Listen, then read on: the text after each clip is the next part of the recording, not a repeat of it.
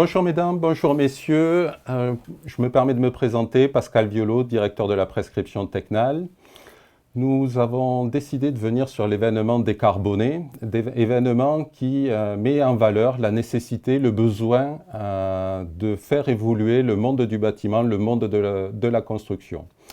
Dans cette notion d'évolution, on associe généralement les nouvelles réglementations, les nouvelles normes et potentiellement toutes les contraintes qui vont être associées. Ce que je voudrais voir au travers de ces contraintes, c'est aussi les opportunités qui s'offrent à nous, l'émergence de nouveaux matériaux, de nouvelles solutions techniques, de nouveaux modes constructifs et la possibilité de repenser la communication, l'échange entre les différents acteurs de la construction. Et c'est le thème que nous avons choisi d'aborder aujourd'hui autour de cette table ronde. Je serai donc accompagné de Gaëtan Seguin, responsable technique de l'immobilier d'entreprise dans le groupe Ogic, ainsi que de Michel Graziani, directeur et cofondateur du bureau d'études façade UPSOS. Mais je vais laisser la parole à Gaëtan pour nous parler du groupe Ogic, de leur vision et de leur engagement. Merci Pascal, bonjour à tous. En quelques mots, Ogic a été créé en 1966 et est actuellement détenu par un actionnaire unique d'Entresangles. Nous sommes 270 collaborateurs, répartis en Île-de-France, en région Rhône-Alpes, en PACA et en Pays de Savoie. Aujourd'hui, les enjeux écologiques sont au cœur de toutes nos démarches. Pour cela, l'axe principal de réflexion porte sur la conception de nos programmes. Nous nous positionnons principalement sur plusieurs leviers favorisant la réduction de notre empreinte carbone, mais aussi la préservation de la biodiversité. En mars dernier, Ogic a rejoint le booster du réemploi qui nous semble être une clé pour mettre l'économie circulaire au service de la réduction de notre empreinte carbone. Réemployer des matériaux, restructurer des bâtiments, réhabiliter pour offrir de nouveaux usages, c'est l'ADN d'Ogic depuis de nombreuses années. Nous travaillons déjà avec des matériaux biosourcés ou à faible empreinte carbone tels que le bois, la pierre, la terre crue, le béton bas carbone, le béton de chanvre. Les solutions sont nombreuses aujourd'hui et ont chacune leurs propres avantages. Il n'y a pas réellement de modèle unique. À Lyon par exemple, pour un immeuble de bureau, nous avons utilisé de la terre crue que nous avons associée à du bois et à de la pierre. D'autres solutions nous semblent aussi pertinentes. Beaucoup d'innovations ont été apportées sur le bâti ces dernières années. Et quant à nous, nous avons essayé de trouver en complément une solution de façade qui ne trancherait pas radicalement avec ce que nous avons l'habitude de concevoir, mais qui serait pourtant tout aussi vertueuse que les solutions alternatives existantes. C'est pourquoi nous nous sommes rapprochés d'industriels et de spécialistes afin de rechercher, d'étudier et de nous informer sur les dernières innovations concernant l'enveloppe du bâtiment. Ce travail a été mené conjointement avec notre bureau d'études façade et un industriel spécialiste de l'aluminium. Il est nécessaire de rappeler que la temporalité importante, souvent de plusieurs années, entre le lancement de nos études et la livraison de nos projets impose une recherche permanente de solutions alternatives et innovantes, permettant d'inscrire nos bâtiments dans une démarche efficiente et vertueuse valable dès leur livraison, mais aussi pour les années à venir. Pour cela, le bureau d'études UPSOS, représenté par Michel Graziani, nous a accompagnés dans la recherche de solutions et nous a permis de découvrir l'ensemble des avantages de la solution proposée par Tecnal. Michel, peux-tu nous présenter UPSOS et nous expliquer plus précisément les avantages de cette solution? Merci Gaëtan. Alors, UPSOS est un bureau d'études franco-italien qui est dans le domaine de la façade de bâtiments qui va fêter ses 10 ans d'activité. Nous disposons d'un pôle de production en Italie de 30 personnes, projeteurs et ingénieurs, et ainsi que 3 collaborateurs chargés d'affaires basés sur Paris. Outre les qualités de compétences techniques indispensables à la conduite des interventions de bureaux d'études techniques, UPSOS se distingue par une expérience de ses dirigeants fondée sur des décennies de pratique, des interventions de bureaux d'études techniques sur les façades légères en entreprise et en bureau d'études.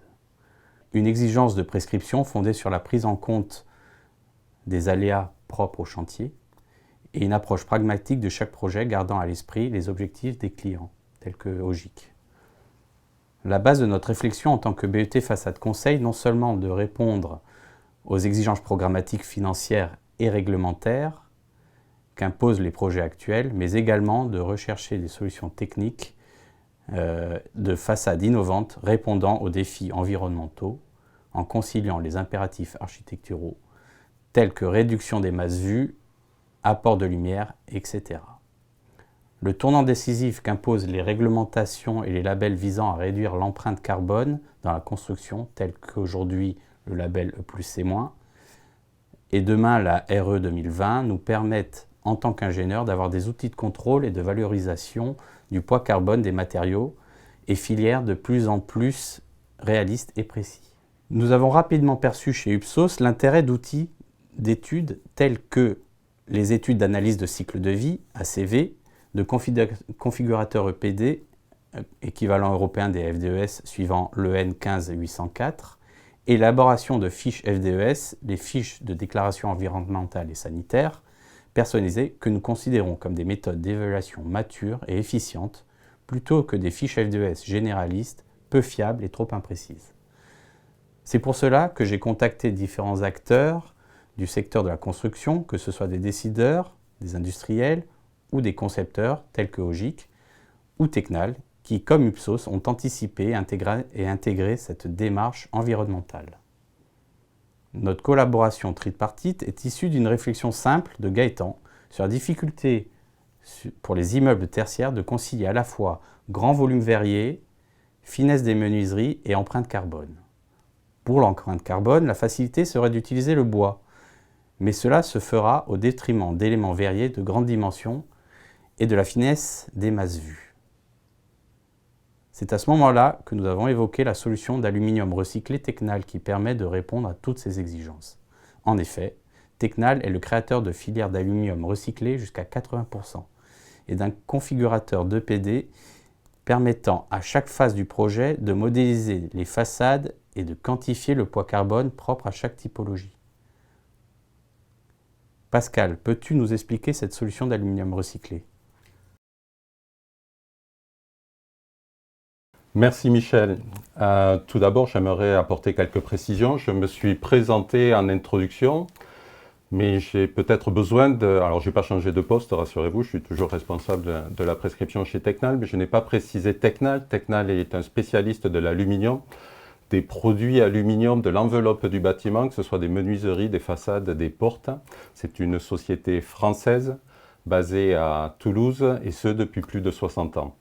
Ce qu'il est aussi important de vous préciser, c'est que cette marque appartient à un groupe qui s'appelle Hydro et qui est un expert de l'aluminium. En quoi est-il un expert? C'est qu'il est acteur à tous les niveaux de l'aluminium, que ce soit de l'extraction de la bauxite jusqu'au recyclage. Et puis là, une petite activité annexe mais déterminante dans le monde de l'aluminium, c'est que c'est un producteur d'énergie au travers de centrales hydroélectriques qui sont basées en Norvège. Et grâce à cela, depuis fort longtemps, nous positionnons un aluminium que l'on va qualifier de bas carbone sur le marché. Ce que je dois préciser également, c'est que Hydro, Tecnal, nous ne sommes pas les créateurs de la filière de recyclage. Le matériau aluminium a cette spécificité d'être un matériau recyclable et recyclé à l'infini. Ce que Hydro a réalisé, c'est de faire l'acquisition de deux entités qui sont des entités dédiées spécifiquement au tri des aluminiums de récupération.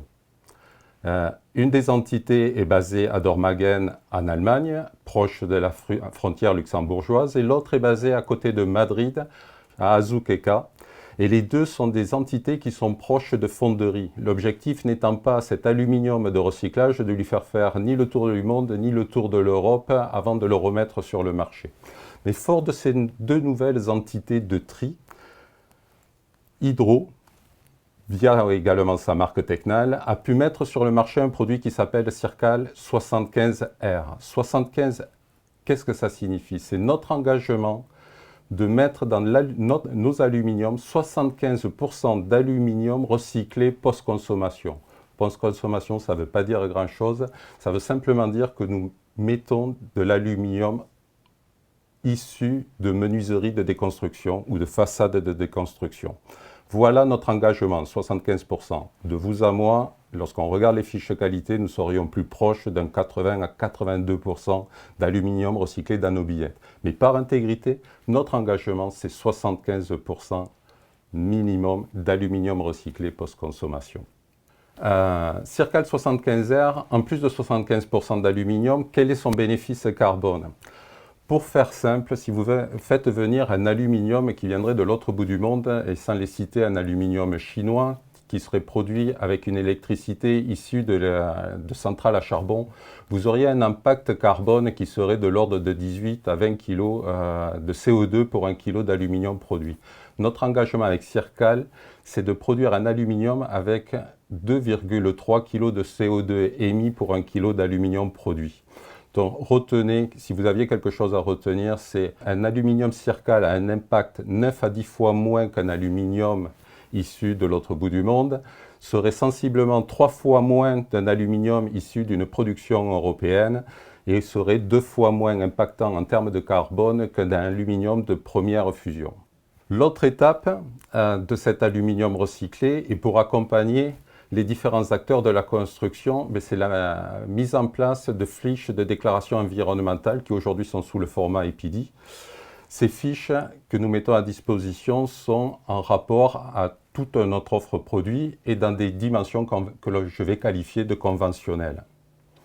Mais nous avons voulu aller plus loin. C'est aussi dans notre philosophie de toujours pouvoir offrir la possibilité aux acteurs de la construction de valoriser aux dimensions réelles et dans la configuration réelle de leur projet, que ce soit en amont ou en aval du projet.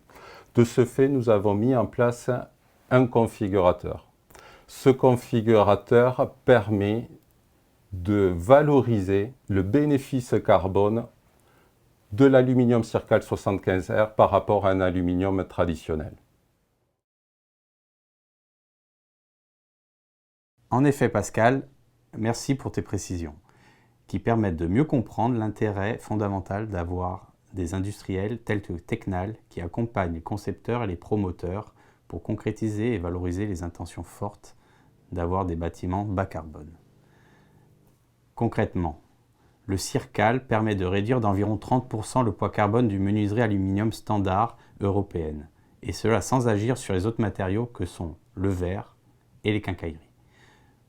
Ce gain pourrait être amélioré si d'autres industriels travaillant sur l'enveloppe venaient à initier une démarche similaire. À l'échelle du bâti, cette même démarche ouvrirait des perspectives très ambitieuses pour la réduction de notre empreinte carbone. Chez Upsos, nous effectuons d'ailleurs en parallèle de nos démarches avec Tecnal des recherches d'industriels dans des filières très consommatrices en carbone telles que le verre ou les produits isolants afin de proposer des enveloppes de bâtiments utilisant des produits et des process de plus en plus vertueux. Le Circal est donc, pour les menuiseries, des bâtiments tertiaires, la solution idéale pour répondre aux attentes des promoteurs et des concepteurs pour une solution bas carbone prenant en compte l'ensemble des autres exigences programmatiques et architecturales. Merci Michel pour ces explications. Il semble donc évident que la solution Circal répond à la fois aux usages, aux réglementations techniques et thermiques, aux certifications environnementales et permet aussi de réduire et de diminuer notre empreinte carbone. Cette démarche tripartite entre le promoteur, le bureau d'études et l'industriel a permis à chacun de faire avancer l'innovation et la mise en application de ces nouvelles technologies. Les innovations induisent souvent une augmentation du coût de construction, freinant ainsi leur déploiement. Dans notre cas, cette solution déroge à la règle. Je laisse donc la parole à Pascal pour nous expliquer comment accéder à la solution Circal. Mon message de conclusion sera simple. Le premier message, il n'y a aucune démarche particulière à faire pour pouvoir accéder à l'offre Circal 75R. La bonne nouvelle, c'est que Tecnal ainsi que le groupe Hydro ont pris la décision dès 2020 de basculer une grande partie de l'offre produit Tecnal en aluminium Circal 75R. Toute l'offre qui correspond à l'isolation thermique de l'enveloppe du bâtiment, je veux parler des menuiseries, des coulissants, des portes et des façades murs rideaux, sont aujourd'hui commercialisées en Circal 75R, et cela sans faire une démarche spécifique particulière auprès de la marque Tecnal ou du menuisier aluminium qui fabrique du Tecnal, et je pense bien entendu à nos aluminiers. Et la très très bonne nouvelle, c'est que Tecnal a construit cette démarche sans positionner une plus-value, une offre accessible sans surcoût. Merci pour votre attention.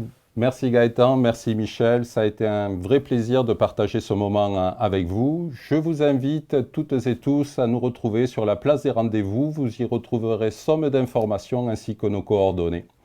Je vous dis à très bientôt. Au plaisir.